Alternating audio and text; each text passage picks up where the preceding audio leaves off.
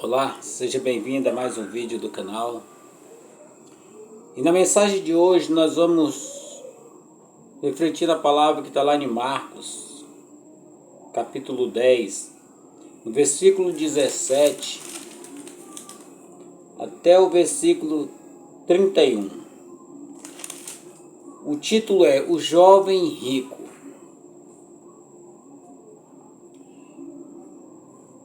Versículo 17, começa a leitura. Quando Jesus ia saindo, um homem correu à sua direção e se prostrou, se pôs de joelho diante dele e lhe perguntou: Bom mestre, o que farei para herdar a vida eterna? Respondeu-lhe Jesus: Por que você me chama bom? Ninguém é bom a não ser um, que é meu Pai, que é Deus. Você conhece os mandamentos: não matarás, não adulterarás, não furtarás, não darás falso testemunho, não enganarás a ninguém, honra teu pai e tua mãe. E ele declarou: Mestre, a tudo isso tenho obedecido desde a minha adolescência. Jesus olhou para ele e o amou. Falta-lhe uma coisa, disse ele. Vá, venda tudo que você possui, dê o dinheiro aos pobres, e você terá um tesouro no céu. Depois vem e siga-me. Diante dessas coisas, ele ficou triste, abatido e afastou triste, porque tinha muita riqueza. Jesus olhou ao seu redor e disse ao seu discípulo: Como é difícil um rico entrar no reino de Deus. Os discípulos ficaram admirados e com esta palavra, mas Jesus repetiu: Filhos, como é difícil entrar no reino de Deus. É mais fácil passar um camelo pelo fundo de uma agulha do que um rico entrar no reino de Deus. Os discípulos ficaram perplexos e perguntavam uns aos outros: Neste caso, quem pode ser salvo? Jesus, olhou para eles e respondeu: Para o homem é impossível, mas para Deus não. Todas as coisas são possíveis para Deus. Então Pedro começou a dizer: Nós deixamos tudo para te seguir. Respondeu-lhe Jesus: Digo-lhe a verdade, ninguém que tenha deixado casa, irmão, irmã, mãe, pai, filhos, campo, por minha causa, por causa de mim, do Evangelho, deixará de receber 100 vezes mais. Já no tempo presente, casa, irmão, irmã, mãe, filho, campo, e com eles perseguição. E na era futura, a vida eterna. Contudo, muitos primeiros serão os últimos, e os últimos serão os primeiros. Amém, irmão? Glória a Deus. Texto longo, né? Vamos fazer um breve resumo desse texto. Aqui Jesus tem acabado de atravessar o Jordão, vindo em direção à Judeia, e então alguns fariseus começam a interrogar Jesus acerca do divórcio. E Jesus vai tratar com ele acerca do divórcio. Depois, mais adiante, alguns começam a trazer as crianças para Jesus pôr-lhe as mãos e abençoar. E o discípulo começa a tentar impedir. Jesus diz para eles não impedir. Jesus abençoa essas crianças e faz uma declaração sublime, dizendo assim: Deixem vir as minhas crianças. O reino dos céus é para aqueles que são semelhantes a elas. Muito importante isso para nós. Mas o texto que nós vamos ver é este. Quando Jesus ia saindo já da região da Judeia, um homem veio correndo em sua direção. E ele se pôs de joelho, se prostra de joelho diante de Jesus. E lhe perguntou: Bom mestre, o que farei para herdar a vida eterna? Vamos meditar neste versículo. Primeiro, que este homem é um homem rico. O título é O Jovem Rico. Nós bem sabemos que uma pessoa rica, que tem autoridade, uma pessoa influenciadora, ela jamais, na sua naturalidade, como seria normal, uma pessoa desse grau de condição financeira, ele se humilhar diante de alguém, se ajoelhar, se prostrar diante de alguém. A atitude desse jovem rico, por ele ser rico, isso não fez muita diferença na vida dele aqui no momento, porque a atitude dele foi uma atitude muito simples, muito humilde. Ele corre atrás de Jesus. A mesma passagem que vai dizer lá na parábola do filho pródigo, que o pai corre para abraçar o filho pródigo. Aqui ele vai dizer que o jovem corre, o homem corre atrás de Jesus. E quando ele chega aonde está Jesus, lá ele se põe de joelhos, se prostra de joelho diante de Jesus. Não que ele crê que Jesus é o Filho de Deus, mas ele crê que Jesus é um homem de Deus. Por isso ele vai dizer assim: bom mestre, o que farei para herdar a vida eterna? O que está errado na vida deste homem aqui? Ele vem correndo, se prostra na direção do Salvador, mas não conhecendo o Salvador, ele simplesmente se prostra como sendo diante de um homem de Deus. E a intenção dele aqui era de procurar um caminho para a salvação. Ele foi na pessoa certa, procurar a coisa certa, mas da maneira errada. Por que da maneira errada? Porque quando ele vem, ele se prostra, isso é certo. Procura a salvação, isso é certo. Mas só que ele procurou o que ele devia fazer para receber, para adquirir a salvação. Ou seja, o que ele tinha na mente, o que ele tinha em mente era: eu tenho que saber a maneira correta para eu conseguir a salvação. Ou seja, eu quero conseguir a salvação e quero descobrir um jeito para mim conseguir a salvação.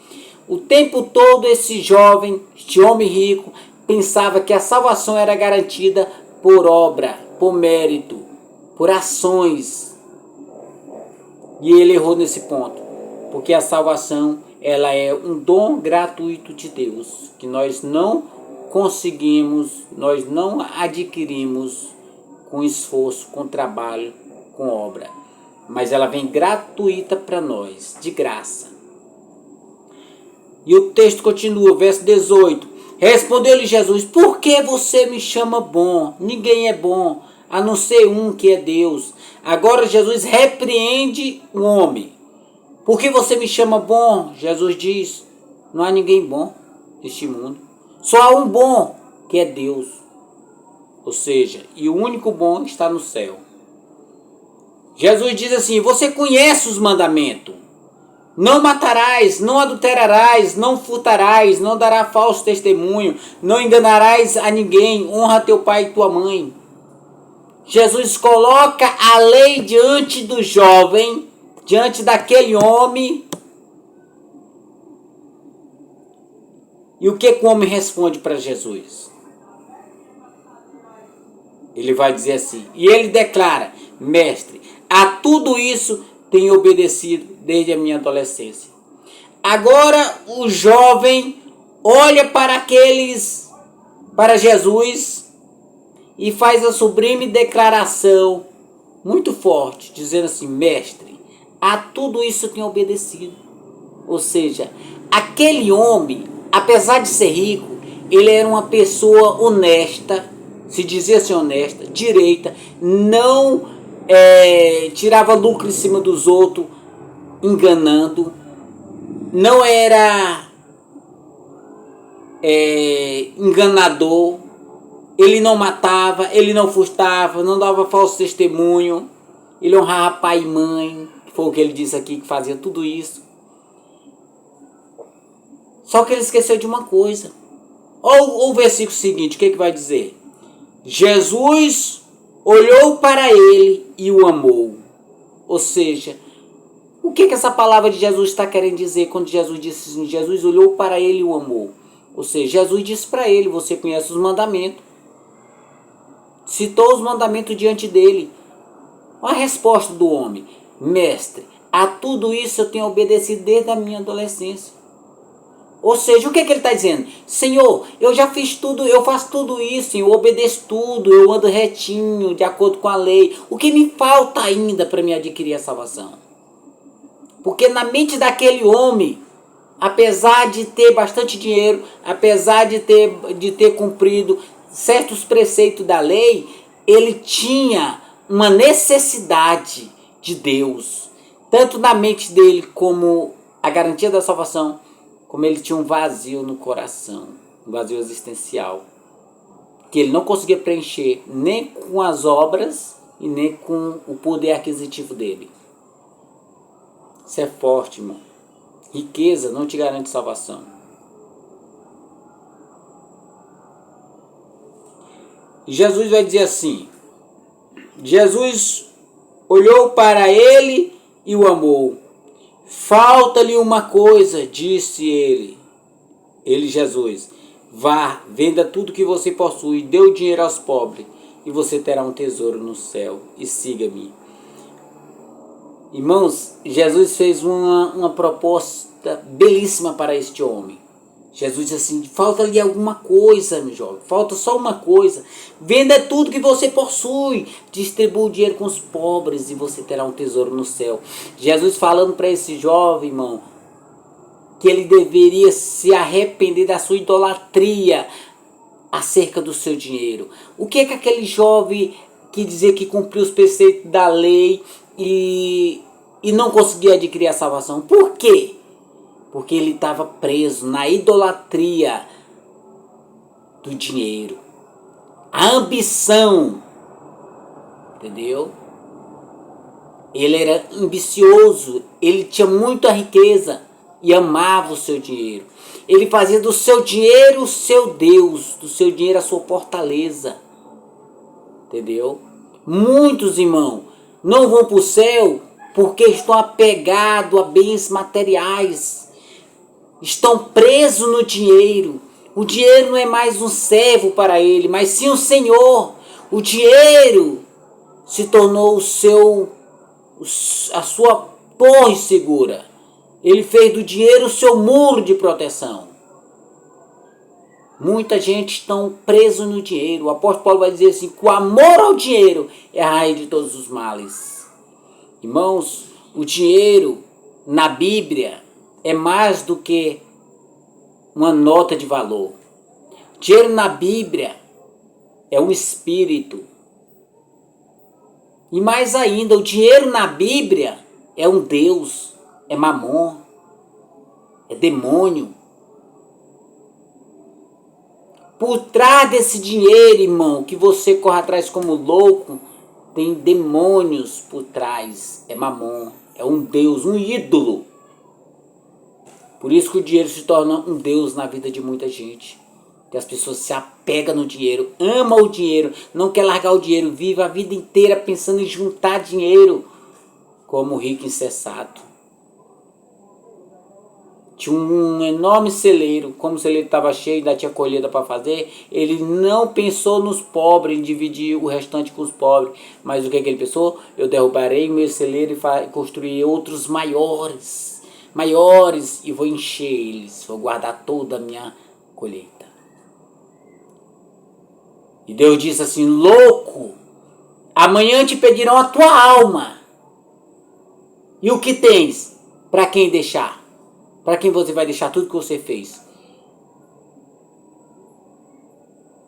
E você só fez só mesmo material para deixar. Para a alma nada. Às vezes, irmãos, por ganância, por cobiça do dinheiro, nós fazemos tanta coisa errada, irmão. Entendeu? Tem gente, irmão, que mata por dinheiro. Pessoas traficam por dinheiro. Pessoas sequestram por dinheiro. Pessoas se vendem a sua fé por dinheiro. Dinheiro tem sido um Deus na vida de muitos. Jesus fala para esse jovem. E o que acontece quando Jesus faz essa proposta belíssima para esse jovem?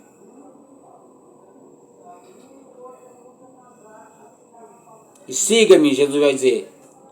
E o texto no versículo 22. Diante disso, ele ficou abatido e afastou-se triste, porque era muito rico. Irmãos, Jesus fez uma proposta uma belíssima. Venda tudo que você possui e distribua aos pobres e terá um tesouro no céu. E este jovem, irmão, em vez de pegar o conselho de Jesus, foi o que ele fez? Ele se afastou triste. A Bíblia silencia a respeito dele agora, esse texto. Silencia. Por quê? Porque ele se afastou de Jesus. Ou seja, ele perdeu a salvação, irmão, por conta do dinheiro. Irmão, e ele não era simplesmente um rico, rico mesmo não. Igual nós conhecemos rico aqui não. Ele era um alguém acima de muita gente. Ele era um rico de muito bem aquisitivo. Ele era um milionário. Ele era muito rico. A Bíblia vai dizer que era muito rico. Não era simplesmente um rico. Era muito rico. Possivelmente ele estava numa posição da mais elevada do seu tempo. Muito dinheiro tomou de conta do seu coração. Quantos de nós, irmão, não tem deixado o dinheiro tomar de conta do nosso coração? Tem se afastado de Jesus por amor ao dinheiro. E este jovem perde a salvação por amor ao dinheiro. Depois disso, Jesus olhou ao seu redor, versículo 23, e disse aos discípulos: Como é difícil um rico entrar no reino de Deus. Os discípulos ficaram admirados com essa palavra. Qual palavra? A palavra de Jesus. Como é difícil um rico entrar no reino de Deus. Mas Jesus repete: Filhos, como é difícil entrar no reino de Deus. É mais fácil passar um camelo pelo fundo de uma agulha do que um rico entrar no reino de Deus. Irmãos, esse texto aqui é muito forte. Primeiro ponto que eu quero deixar bem claro, porque nós não podemos condenar a riqueza, porque Jesus não está condenando a riqueza. Nós temos que ser justos. Jesus não está condenando a riqueza porque a riqueza em si, ela não é o maior problema. O maior problema não está na riqueza, o maior problema está aqui, no nosso coração. O problema é você amar o dinheiro. Se você passar a amar o dinheiro, irmão, quando a gente fala amar o dinheiro, pode ser amar um bem, pode ser amar um ídolo, porque o dinheiro é um ídolo. Quando você ama qualquer coisa, irmão, e você coloca ela no lugar de Deus, você é o idólatra. Você está idolatrando. E a partir desse momento você está dizendo assim: eu não quero a salvação. Eu quero apenas adorar aquilo que eu amo. Eu quero buscar o que eu quero aqui na terra. Eu quero coisa terrena. Esse jovem era muito rico. Jesus disse: como é difícil um rico entrar no reino de Deus. Ou seja, é muito difícil um rico, porque a maioria das pessoas que tem dinheiro, irmão, elas não tem domínio sobre o dinheiro. Em vez de ela dominar o dinheiro, ela deixa o dinheiro se dominar. Em vez de ela colocar o dinheiro no bolso, ela coloca o dinheiro no coração. Em vez de ela fazer do dinheiro o seu servo, ela faz do dinheiro o seu senhor.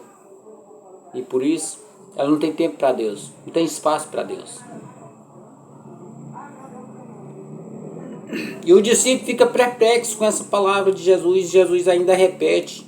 E ele vai dizer assim: é mais fácil passar um camelo pelo fundo de uma agulha do que um rico entrar no reino de Deus. Ou seja, Jesus está dizendo assim: irmão, é impossível de um rico entrar no reino de Deus pelo seu poder aquisitivo, pelo seu dinheiro, pelas suas vontades, pelas suas obras. É impossível. Por isso que ele coloca um camelo. Como que um camelo pode passar no fundo de uma agulha, irmão? Uma agulha, aqui na parábola, a agulha é uma agulhazinha de linha de costurar. E o camelo aqui é um camelo mesmo, um camelo que é grande, lá uns 3 tamanhos de um cavalo. Muito grande. Por que Jesus colocou um animal, naquela época, naquela região, um animal conhecido, o maior era o camelo.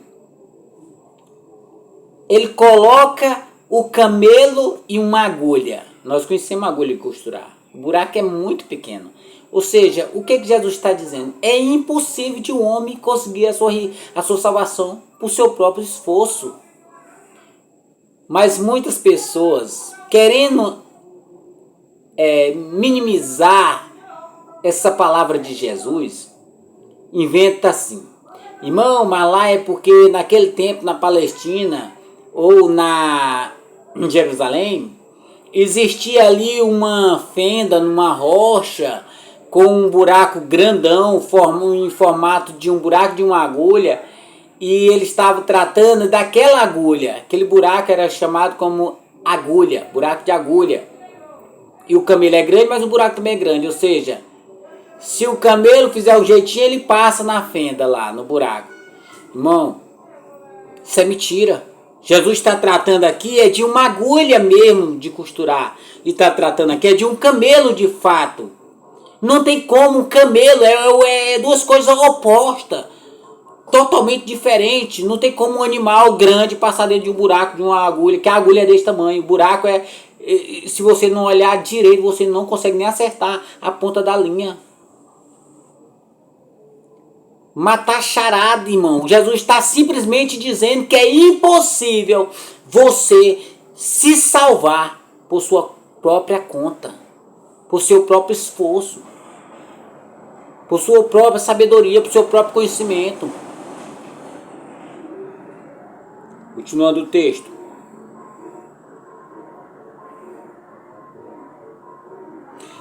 O discípulo fica perplexo e perguntavam uns aos outros. Agora ele começa a perguntar entre si, os discípulos perguntando entre si, conversando entre si e dizendo: neste caso, quem pode ser salvo? Agora o discípulo começa a cochichar um com o outro no ouvido de um do outro lá. Eita, e agora quem pode ser salvo com esta palavra do mestre? E Jesus, entendendo o coração dele, Jesus olha para os seus discípulos, olha para eles e responde: para o homem é impossível, mas para Deus não. Todas as coisas são possíveis para Deus. Ou seja, Jesus entendendo o que eles estavam cochichando no ouvido um do outro, e Jesus fala abertamente para eles: olha, para o homem é impossível a salvação. Que de fato é impossível mesmo, irmão. Nós não vamos conseguir a salvação pelo nosso mérito, pelo nosso esforço, porque nós somos pecadores, já nascemos do pecado. No pecado me concebeu minha mãe, disse Davi. Nós estamos totalmente perdidos no pecado, condenados pelo pecado. É impossível de o homem se salvar. Mas Jesus traz uma luz ao nosso entendimento. Ele vai dizer assim: mas para Deus, não. Todas as coisas são possíveis para Deus, ou seja, Deus pode salvar. Deus salva quem quer. Deus é todo poderoso. Deus é santo. Deus é onisciente. Tem toda a ciência, todo conhecimento. Deus é onipotente, tem todo o poder. Deus é onipresente, está em toda parte. Deus é o todo-poderoso, transcendente, acima de todos, maior do que todos. Ninguém é igual ao nosso Deus. Deus é soberano. Deus pode salvar quem Ele quiser.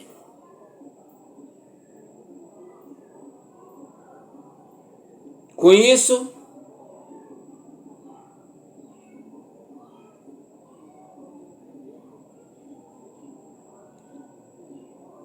então Pedro começa a dizer: nós deixamos tudo para te seguir. Ou seja, Pedro, que não era um que gostava de ficar com a boca fechada, Pedro não andava ficando calado, ele olha agora para Jesus e diz assim: mestre, nós deixamos tudo para te seguir. Ou seja, o que tinha na mentalidade dos discípulos, irmão? O discípulo andando com Jesus ainda não entendiam a questão da salvação. Eles achavam que por eles ter abandonado as suas casas físicas, as suas moradias, seus empregos, suas empresas, que era o pescador, vendedor de peixe, ter deixado seus comércios, por ele ter deixado isso, eles achavam que era merecedor da salvação. Achavam que simplesmente pelo fato de eles ter abandonado seus empregos e seus lares, suas casas, eles achavam que já eram salvos por isto, pelas obras. Na mente deles eram as obras que salvavam. Não tinham entendido o propósito da salvação. Impressionante, irmão. A gente pensa assim que nós dizemos assim, nossa, as pessoas não querem, as pessoas não compreendem a mensagem, a gente prega, eles não compreendem, irmão. Não é fácil compreender. Se o Espírito Santo não abrir o nosso entendimento, nós não vamos compreender. Nós só compreendemos porque o Espírito Santo tem misericórdia de nós e abriu o nosso entendimento. O discípulo andava era com Jesus. 3 anos e meio com Jesus. E não entendiam ainda como que era a salvação, o propósito da salvação. Respondeu-lhe Jesus, verso 29. Digo-lhe a verdade, ninguém que tenha deixado casa, irmão, irmã, mãe, pai, filho e campo, ou seja, trabalho, seus afazeres, por causa de mim e do Evangelho, deixará de receber 100 vezes mais, já na vida presente, casa, repete, irmão, irmã, mãe, filho e campo, ou seja, afazeres, e com eles perseguição,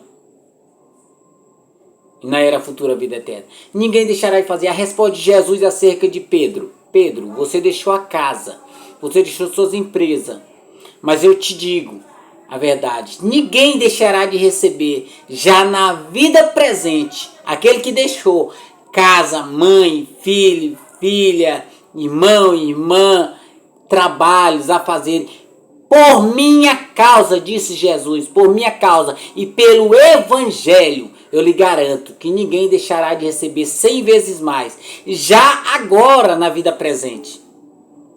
Tudo isto de novo, família, mãe, pai, filho, irmã e trabalho. O que Jesus está querendo dizer com isso? Deus está dizendo assim, olha, no reino de Deus, quando você vem a mim, você larga tudo por mim, quando você me coloca em primeiro lugar, porque a questão aqui, irmão, é essa. Jesus, ele tem que estar em primeiro lugar em nossa vida. Deus em primeiro lugar, depois vem as outras coisas. Quando Deus está na frente da nossa vida, irmão, em tudo nós colocamos Deus no primeiro lugar, o que acontece? Deus restaura a nossa família, restaura a nossa vida, restaura o nosso trabalho, restaura os nossos afazeres, nova vida, novo trabalho, nova família, novos irmãos, novo pai, nova mãe. Ou seja, a promessa de Jesus é esta: servirás ao Senhor e salvará tu e a tua casa. Ou seja, a oportunidade é muito grande, irmão, de ser salvo a nossa família, através de nossa vida. Quando você vai a Cristo, irmão, Cristo abençoa a sua família, Cristo toca no coração de sua família, e muitos deles vão ser salvos. E ainda mais, nós adquirimos uma outra família, a verdadeira família, verdadeiros irmãos, verdadeiros filhos, verdadeiros pai e mãe. Jesus um dia ensinando seus discípulos, chegou alguém lá e disse assim, olha Jesus, tua mãe e teus irmãos estão lá fora te chamando. E ele disse assim, minha mãe e meus irmãos? Olhou ao seu redor e disse, minha mãe e meus irmãos é todos esses que ouvem a minha palavra. Quem é a verdadeira família de um cristão? É a igreja. Nós vamos adquirir uma família grande, enorme, tão numerosa como as estrelas do céu e os grãos de areia na terra, irmão. É a nossa verdadeira família. Por isso nós vamos receber 100 vezes mais. Já na vida presente, nós podemos ganhar a nossa família de sangue e vamos adquirir uma nova família muito numerosa. Difícil até de nós contar. Entendeu? Mas não é só isso não. E ele vai dizer assim,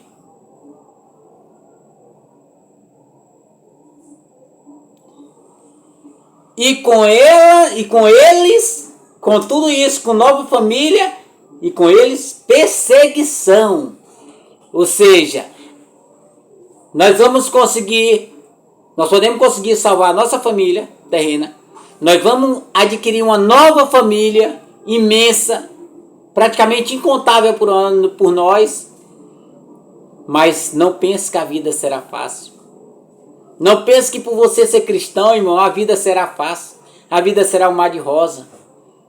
A vida de um salvo, irmão, é uma vida de luta. Enquanto estiver nessa terra, nesse corpo, irmão, nós vamos guerrear. O Espírito guerreia contra a carne. Há perseguição. O apóstolo Paulo diz: todo aquele que quer viver uma vida piedosamente em Cristo Jesus padecerá perseguição. O próprio Jesus diz: nesse mundo tereis aflições, mas tem de bom ânimo. Eu venci o mundo. Ou seja, irmão, a vida de um crente aqui na terra, irmão, não é só sombra e água fresca. Não. A vida aqui, enquanto nós estivermos aqui, neste corpo de pecado, nessa terra corrompida, irmão, a vida aqui será uma vida de guerra espiritual. Entendeu? Aqui vai acontecer perseguição. Aqui há guerra até dentro da nossa família. Jesus disse: eu não vim trazer paz à terra, não vim trazer paz ao mundo, mas sim espada, guerra. Ou seja, até quando um cristão é chamado para o ministério, para o reino de Deus, há uma guerra interna dentro da família. Porque aqueles que não são chamados, eles não entendem. E ali há um conflito entre a família. A perseguição já começa dentro de casa. É de dentro para fora. É interna. De dentro para fora. A vida de um cristão é sofrida, irmão. Enquanto estiver nessa terra aqui é sofrida. Não pense você que por você entrou com má intenção, entrou assim porque queria ter uma vida boa, uma vida próspera, uma vida cheia de luxo. Você entrou no lugar errado, irmão. Você está com má intenção. O seu lugar não é esse, não. Aqui é uma vida de quem quer a salvação. Cristão é para buscar salvação. A vida nessa terra é perseguição. Mas na vida futura, mas ele vai dizer assim, mas na era futura a vida é eterna. Ou seja, o cristão ele vai sofrer perseguição, vai até sofrer martírio.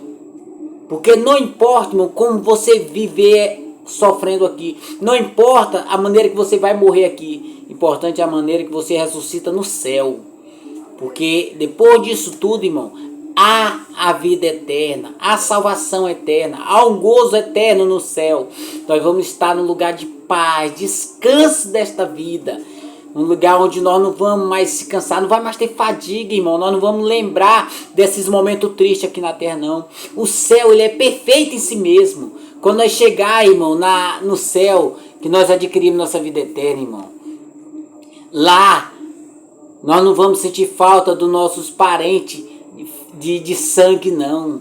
Nós vamos ter uma família muito numerosa, uma família muito grande. Nós vamos ter Abraão do seu lado, nós vamos ter Isaac, Jacó, todos os outros irmãos juntos, irmão. Nós não vamos amar o nosso pai mais do que Jacó, nós não vamos amar o nosso pai mais do que Abraão, nós vamos amar todo mundo por igual. É uma única família, a família de Deus é uma só, a igreja de Deus é única.